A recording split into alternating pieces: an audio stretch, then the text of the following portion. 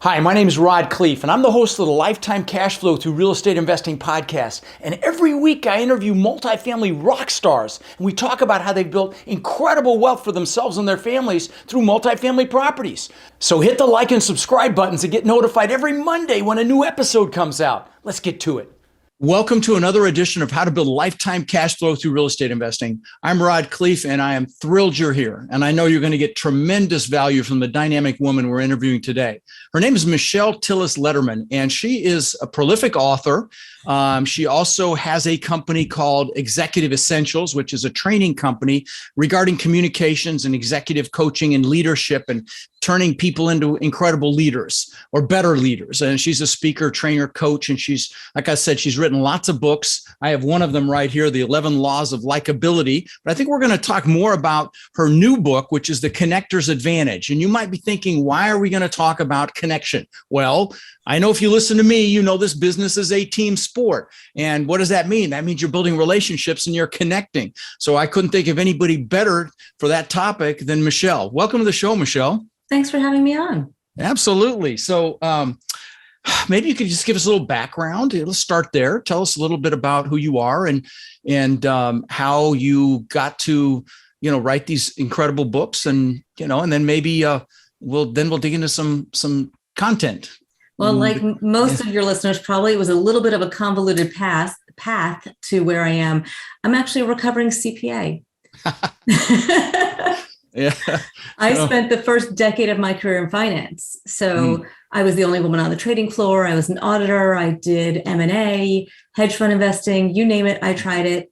And as the only woman on the trading floor, very frustrated by the communication is a stretch to call how people talked on the trading floor, and management didn't really exist. So that's kind of how I found what was needed. And it was while I was working for that bank where my boss became the CEO of the Tokyo branch. And I went out there and helped prep his new team. And I was like, this is what I'm meant to do. I'm like, I found my calling.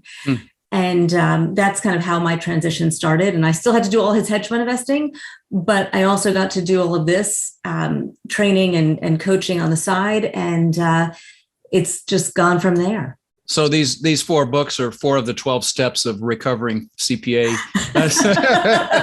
Yeah, I love it. You know what? You can take the girl out of accounting, but I still audit my bookkeeper. I still control my at least the top line of my books. Well, let's talk about connection. Okay. Let's talk about the connector's advantage and why it's important. So let's start with that. Why is that book important? So as you said, it's a team sport. And right before we got on, you said, well, this business is a relationship business. And I'm like, every business is a relationship business. Yeah. And the connector's advantage is simply faster, easier, better. Whatever it is you are working towards, trying to accomplish, whether it's getting that new plumber, whether it is selling a piece of property, finding tenants, whatever it is you're working on, faster, easier, and better through the relationships and the connections that you have. And funny thing is, so, I shared with you, my dad's in real estate, right. 85 and still trying to get rid of some properties. And, my sister has a business that's focused on the real estate market as well. And so my dad's like, I'm tired. I want to get rid of this property. My sister finds him a buyer in a day. Yeah. Well, in this market, yeah. Now, of course, the interest rates just shifted, so things are going to slow down. But and guys, these connections are going to be with potential investors, with partners, with other team members, with sellers, brokers, lenders, you name it. So it's all important. So I know one of the components of your book is the 7 mindsets of a connector. So I think that'd be fun to dig into a little bit. So what are some mindsets someone that needs to be great at connection needs to have? So in no necessarily particular order, because these mindsets enable each other, they're not linear. Connectors are open and accepting. They have a clear vision. They come from a place of abundance. They trust. They're social and curious. They're conscientious, and they have a generous spirit. And yes, I have to count to make sure I get to 7. And I know I said that fast. Yes, you did. Yes, you did. Do you mind if we kind of drill down on at least on a couple of these? Absolutely. I can put them up here. Can you see that? Yeah. Those of you on YouTube can see it, but most of my listeners probably on iTunes, so they're hearing this. But so you've got open and accepting. I think that's pretty self-explanatory. That doesn't need to be drilled. Got to have a clear vision. Yeah. Guys, as a leader, the only way you're going to rally your troops is with a clear vision. So that's a no-brainer as well. I will add one thing to clear vision. Please. People do think that it's obvious, but clear vision doesn't have to be far into the future. Clear vision could be 6 months, 1 year. And the key to actually getting the connector's advantage, this is the key, because if you don't know what results you're looking for, you cannot get them. And not only do you need to know what you're looking for, you need to know how to ask for it. And that's really what we focus on in that chapter. Oh, how to ask for it. Okay, interesting. Okay. Now I know in our organization, we use the EOS system from Gene Wickman's book. I'm sure you're familiar with that as far as execution. And that you set short-term goals as well. So it totally resonates with me as far as vision. So the next one is abundance. I mean, I think in life, you want to have an abundance mindset. Is there anything you want to add to that? I actually think this is probably one of the hardest mindsets for people to adopt, because the scarcity mindset is tangible. It's something we've experienced. We've had the pain. It's real to us. Yeah. It's proven. Whereas abundance is an idea, it's a thought, it's a belief, it's a hope, and it's intangible. And so that shift is very challenging for people. There's 2 habits that I suggest in working on making that shift. And they're the ones that I kind of implement the most myself. There's a bunch of habits in there, but the 2 that I highlight, one is stop comparing yourself against somebody else. Because there's always somebody who's doing better and there's always somebody who's doing worse. And that's not going to help you think about that framework of abundance. Right. I always say there's no competition out there. There's only strategic partners. Love it. And it's called the comparison trap. It really is a trap. And yeah, I agree. No, awesome. Yeah. Somebody referred to it as the thief of joy. Comparison is the thief of joy. And I loved that phrase. I like that. I've got a sign in my exercise room that says God's wealth flows through me in avalanches of abundance. And of course, that abundance is everything. It's not just financial, it's relationships, it's love, it's all of that stuff. Love it.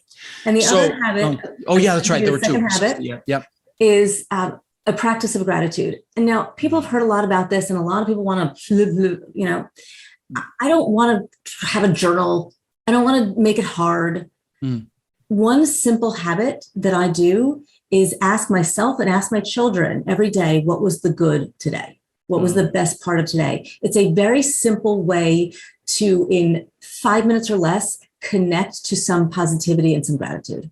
Love it. Love it. You have 2 boys, right? I think I read. Do. Yeah. Love it. They're both taller than me. Are they? Yeah. That happens.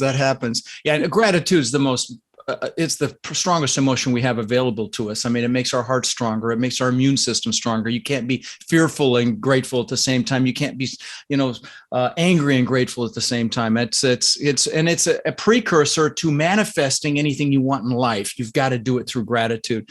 Love it. All right. The next one is trust. Can you elaborate on that in your definition of that for a connector? It's funny. When I do training, I have an activity where I break them up and I ask one group to define the word trust. And I want everyone just to take a moment out there and think about how you would answer that question. What is trust?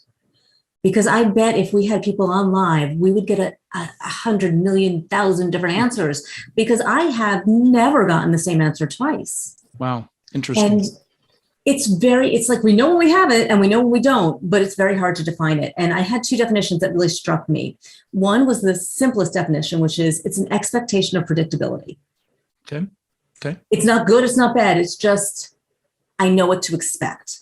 And the other one was a university and a very academic response. And at the end of that, the big fancy words, they just said, trust is fluid. Fluid.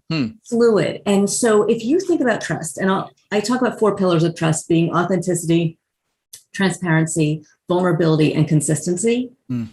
But if we just think about all the micro actions on a daily basis, they're either going to build trust or break it. It's fluid. And so you have to understand that every little nuance is kind of ticking up or ticking down your trust within that exchange with somebody else. I love those four. Could you repeat those? Because those are really valuable. Authenticity, vulnerability, consistency, and what was the last one? Transparency. Transparency. Love it. Those are extraordinary. Very simplistic but profound. Love it. So connectors are social and curious. I mean, to me, there is no greater thing to teach your kids than curiosity. But can you elaborate in your definition of that habit? So a lot of times, especially those that feel a little bit more naturally introverted, think I can't be a connector. I don't like people that much, or I don't feel comfortable in these environments. And I want to just say pshaw, because some of the best connectors I know are introverts. Yep. Introverts actually have a natural strength when it comes to connection because they're better in the one-on-one. They're better listeners. They're not off-putting. I mean, Agreed. And that's a big part of my, base. A lot of people in my industry are very introverted and they have to push through that sometimes, but you're absolutely right. They're better connectors because they listen. They're the outgoing extroverts, they're all over the place where an introvert has your total attention. I love it. I don't want to beat up on us extroverts. I'm one of those. Yeah. We bring different strengths to the table. So Sure. we are able to put people at ease, make people feel welcome. We're willing to share information and be vulnerable. So there's different strengths that we bring. And so the stretch becomes the opposite. So when we think about being social and curious, what I really mean is not a social butterfly or a life of the party. It means putting yourself in a situation to connect and be curious about one other person. And social doesn't have to be at a party. Social can be online. Social can be, literally I've met people at the dog park, at the nail salon. I hired somebody I met at the dog park. Nice. So it's really about thinking about the environments that you're in and being open and accepting and curious about that person you're with. Yeah, I saw a definition of a great networker, and I know the words incredibly curious were in there, and I thought that made complete sense to me. Love it. So conscientious, is there anything other than we might be thinking as far as connector being conscientious? How are you? So what you're probably thinking is that the conscientious means that you follow up, you follow through, you're good for your word, all that stuff. Right. Absolutely important. And that's in there. But another piece of conscientiousness is the boundaries. When you follow up and follow through, you have to be very clear on what you're willing to say yes to and what you need to say no to. And that is a challenge for a lot of people. And so one of the things I teach is how to say yes, how to say no, and making sure they are not one-word answers. So yes, if, yes, after, yes, with, yes, when, and no, but. Okay. No, but here's how you can get to a yes. No, but here's who can help you. No, but I have an idea for you. I like that. I like that a lot. And I'll be honest, that's one I struggle with. I get invited to podcasts like daily, literally daily. And it's so hard for me to say no. And it's, I always feel bad. And so I'm looking forward to, now I know that the first book, this one I have here, the physical copy of the 11 Laws of Likability, really focused on networking, which is of course a critical part of our industry that I'm in and any business, frankly. But how does the new one, the Connector's Advantage, build on that? I love that you asked that. My brother-in-law, when I was writing The Connector's Advantage, walked to my office. He goes, "Oh, another networking book." And I'm like, no, this one's about being a connector. And he's like, "What's the difference?" And it's pretty much the question you just posed to me. Right. And I looked at him, I'm like, well, that's a really good question. And it took me about 30 seconds to say, networking is something you do, but a connector is who you are. And that's really what I want people to think about. A lot of times when we're networking, it's because we need something. We network for need, with a goal in mind. A connector prioritizes relationships in everything that they do, in every interaction that they have. And there isn't, yes, we have a clear vision, but there isn't always a goal in the moment. Gotcha. Of connection. It's accumulating different potential resources for new people you meet and putting that together. I don't, that's a very simplistic way to put it, but I've met people that I always, up to this point, I know you have this word as well, super connector, that I've called super connectors, because if you can reach them and they know somebody that knows something about everything that you could possibly be interested in, because they're categorizing and capturing and retaining all this information on these people they meet. Now, well, and that's part of the important thing is expanding and diversifying your connections. Because if you aren't broadening, then you don't increase that access. So what do you mean by that? Because I don't understand what you mean by that. So please. So there's a connector spectrum that I talk about, and I do want to come back to how likability and connector combine, because I didn't fully answer that question, and I do want to answer that for you. Okay. But when we think about the spectrum, there's two ways that you kind of climb the spectrum of connection. It's not a non-connector or connector. It is non-connector, emerging connector, responsive connector, acting connector, niche connector, super, like there is a spectrum. And where you fall is dependent on whether you are initiating or responding to requests, right? So the responsive connector is taking the requests in, but they're not going, I know someone you should meet. They're not initiating proactively. Here's how I can add value. So that can get you to the acting level, but you're not going to get to the upper echelons unless you go deep and broad. So a niche connector has depth.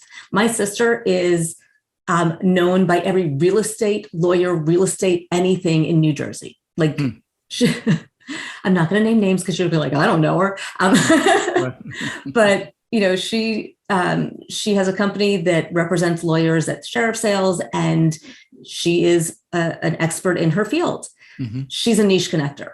Interesting. Right? But she's not a super connector because it is niche to an area, it's niche to an industry and to a function. When you go broader, up and down the ladder, across industry, across function, across demography, educational level, geography, now you're a super connector, because that's the one who goes, I got a guy. Or, I know someone. And it could be on anything. Right. Yeah, no, I know I've only met a handful of these people, honestly, that I really put in that, I mean, they're just life of the party as well. Typically they're very gregarious, and they're the ones that know everybody, that, anything you need, they're the ones you want to ask first. I love it. They don't know, they know someone who does. Right. So, what are some mistakes that people make, because especially speaking to introverts, but even extroverts, when people are networking, what are some mistakes? Because, like I do these big 3-day boot camps. I only do one a year. I've got a big one coming, about 1,000 people in Denver here at the end of July. And networking is a critical piece of being there. And so what are some mistakes that people make? And maybe you can make some suggestions for, people that are coming or going to any event rather, to help them with networking. There's so many mistakes. Yeah. Okay. The number one mistake for me is not following up. Yeah. Right. So we get into these environments and we have a conversation. Yeah. The other major mistake I would say is that we cut conversations off quickly. We play a numbers game, and it's more rather than, really going deep with somebody. I would leave a networking event, and this was a success for me. One person. Yeah. One relationship. I have to hammer that home. I just literally want to put an exclamation mark on that, because I'm guilty of that, because I'm so impatient, and it's a huge mistake. If you leave an event with one deep relationship, it's a home run. Okay. And I have to hammer that home, because that is such a profound statement. So remember this, guys. It's not about capturing as many cards as you can. And the follow-up is the critical piece. It's a waste of time if you don't follow up afterwards and set up calls and meetings and so on. But if you can connect deeply with someone, yeah, love it. I'm sorry. I just really want to hammer that home, because it's profoundly important. I love that enthusiasm. I actually talk about the anatomy of a conversation in the likability book. And part of that is mood memory. It's how you close the conversation down. And one of the things I talk about in the anatomy of a conversation is finding your follow-up before you end the conversation. You should know your next point of contact before you exit, because then you have a very clear follow-up. What holds people back is they don't know why to reach out. They don't know how to reach out. But if you already know what that reach out is going to be, what that person is looking for, hey, I'm going on vacation there. You've been there before. You're going to give me that hotel recommendation or that tour recommendation, or you've got this contractor that is looking for more work, or right. You already have something that is the follow-up. And maybe it's just, we're going to connect on LinkedIn. And so just in your mind, you're saying just in your mind, you're not actually setting up that second you might. thing. But more importantly is to know why and what. Okay. Yeah. Interesting. And to circle back to your point about how did likability then feed into the connector's advantage, I actually summarized the whole book because you can't make anybody like you.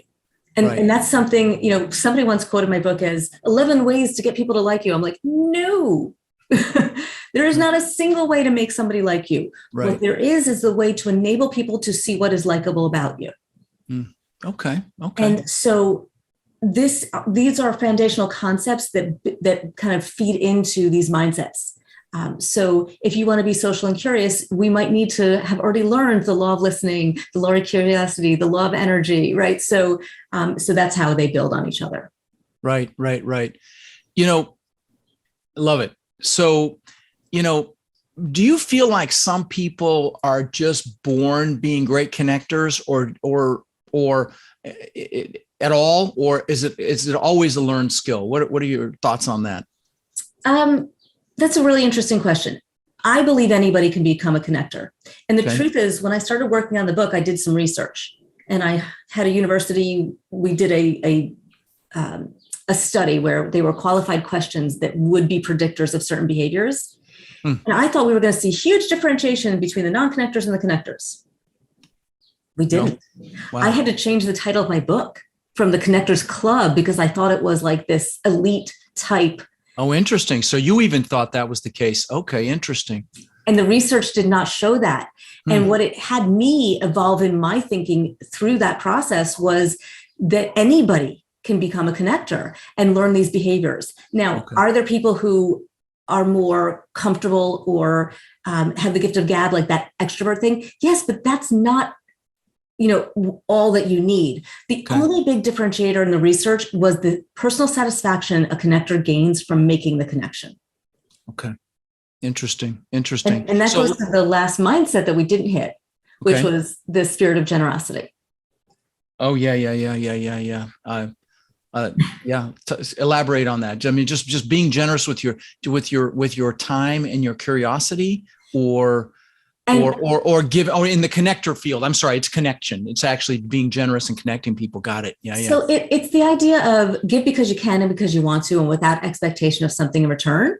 Yeah. Understanding that yes, reciprocity happens, but not linearly. Right. So I might do a favor for you, and you might do a favor for somebody else. Right.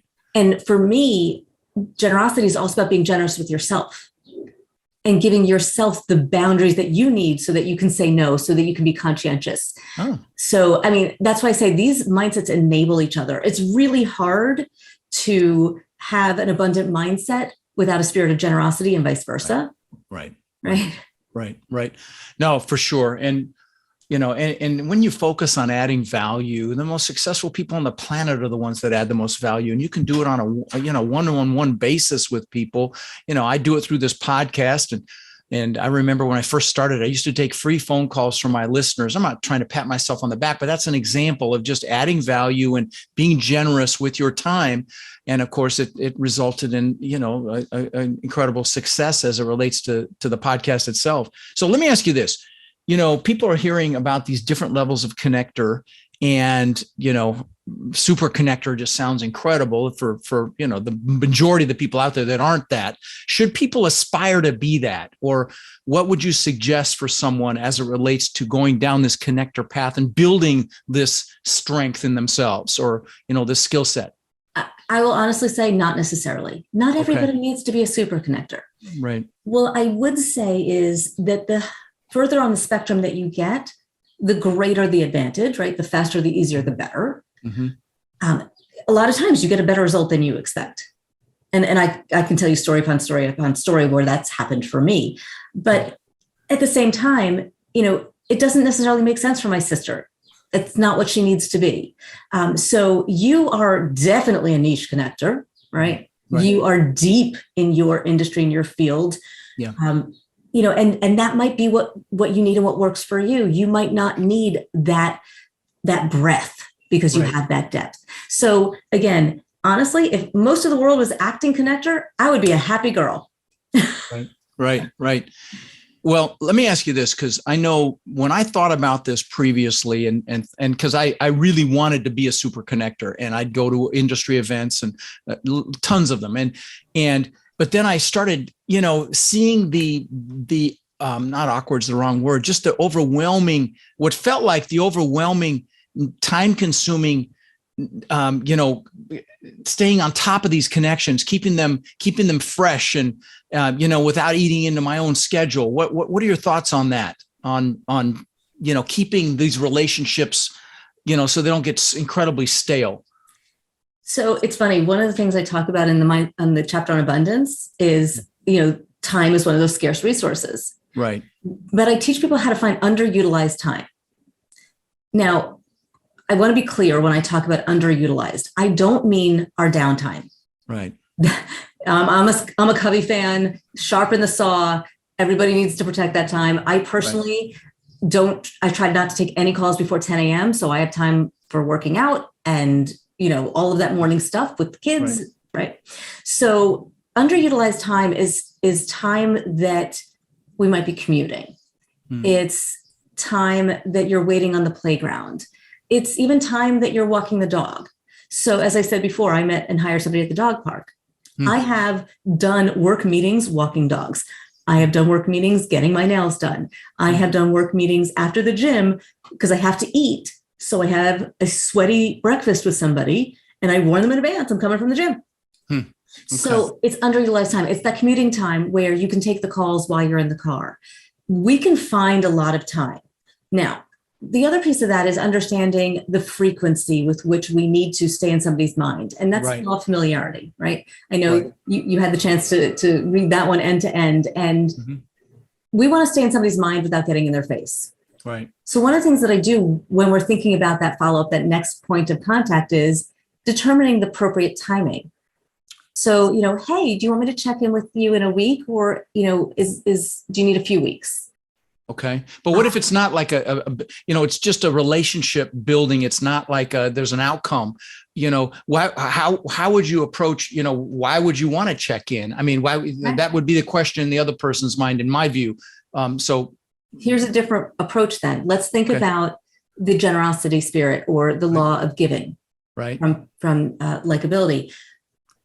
What are my favorite three ways of adding value to somebody? Invitations, information, introductions, right? So we've been talking about introductions, information, like I know this person, all that, but invitations are ones that we forget. And it's such a low-hanging fruit. Okay. An invitation doesn't have to be to something you're going to. It could be sharing an invitation of, hey, I saw this event. So here's an example. When I was writing this book on veterans, you can't really see it there, but if you have any veterans out there, it's free for veterans, called Heroes Get Hired. And I did this book with NBC Digital. The head of NBC Digital Publishing, and I was at the same business school, didn't know each other. We didn't go to the school at the same time. Right. But I get this list of all the programs that are being run at the university. One's called, now I'm dating myself because this is not new anymore, the Art of Publishing in the Digital Age. Yes, all right, this is at least 10 years ago. Right. I see that and I think, well, I'm not going, but he would love this. I forward it off to the head of NBC Digital Publishing, and I get an email back in 5 minutes saying, oh, this looks great. I'm going to go. Thank you so much for bringing it to my attention. Yeah, that's a way to reach out to somebody, add value. Love it. Stay in their mind, not in their face, and stay connected. And by the way, 10 years later, he and I are still connected. He's no longer at NBC. He's now at the Associated Press, but it's, love it. It's still that's really good. I love that invitation idea. That I'm going to steal that one. I really love that one. So give us one thing that maybe you've covered so many. I shouldn't even ask that question. Well, let me ask you this. Do you believe in connection through social media? I mean, it's follow-up connection, to stay connected. Absolutely. You're nodding. Okay, good. Absolutely. Yeah. Okay. So I talk a lot about social media, and there's over like 2,000 social media platforms. And that was like 3 years ago, I had that statistic. So I don't even know how many there are now. Right. Here's what I'll tell you. Think about where the people you want to connect with are. we have to make choices about the platforms we want to be on. I personally, my favorite is LinkedIn. Yes, I'm on Facebook. I'm a little more personal there. I'm on Twitter and Instagram, but I do very little there. So you pick your platform, and I usually say max out at 3. I'm not following my own rules, but that's okay. But pick your platform and then think about, how do you engage? I will tell you, there are people who engage with me regularly that their names have now become very familiar to me. Never met them in person, but they'll comment, they'll engage, they'll be in a conversation with me. And to the point where if they reached out and they asked for something, I would because by the way, I got it. No, I have the same thing, same dynamic. Sorry, I interrupted. Forgive me. I was just thinking, I remember you told me about a newsletter that you have. Can you talk about that? I know that's on LinkedIn. Oh yeah, absolutely. So my newsletter is called Connected Leadership. And we talk about topics around leadership, communications, and connection. And you need all 3 of these things to be effective in your role as a leader. But I will tell you, if you want to, I know we've got all real estate out there, but you guys got real estate empires. You've got people working for you and with you. And if when I go to audiences, I ask people, tell me about your best boss. And when they start talking about that boss, they're like, I would do anything for her. Oh, I would get up for that guy. I would follow him anywhere. If you want that kind of reaction in your people, which is going to get you retention, loyalty, engagement, productivity, and a bottom line that is 200% greater than companies that don't have engaged employees, connected leadership is the way to get there, because it is the number one driver of engagement, is the belief that management cares about their people and demonstrates it. So I'll get off my soapbox. You're preaching to the choir with me. I mean, I wish I do the best I can with that mindset, and but totally, guys. And if you're thinking, okay, well, I don't have a company, and you're listening to this, and you're a leader. If you listen to me or watch me, you're a leader. And right now, more than ever, the world needs more leaders. And so this is all very relevant to you, regardless of if you're just leading your family, frankly. But can I actually address that? Because I'm an entrepreneur. I have 0 employees. I have a team of contractors, 1099 people. Basically, I have a network. And I still need to follow these philosophies, because when I call somebody and I want them to hit it out of the park, this is a really important client, I know they're going to show up for me in a way that they might not show up for somebody else. So I think your point is so important. It doesn't matter if you have a huge organization. I don't. That network shows up for you when you are a connected leader in your community, in your relationships. Love it. So the newsletter is Connected Leadership. Your book is The Connector's Advantage. The one before that I have is The 11 Laws of Likability. They're all fantastic, guys. I highly recommend that you get them. Listen, Michelle, I really appreciate you taking the time to be on the show. It's been a real hoot, and I've really enjoyed this stimulating conversation. Everything you said is really resonated with me. And guys, I hope it resonated with you, because it was solid stuff you need to know about networking and connecting. So thank you for coming on the show. I appreciate it. My pleasure. Thanks for having me on.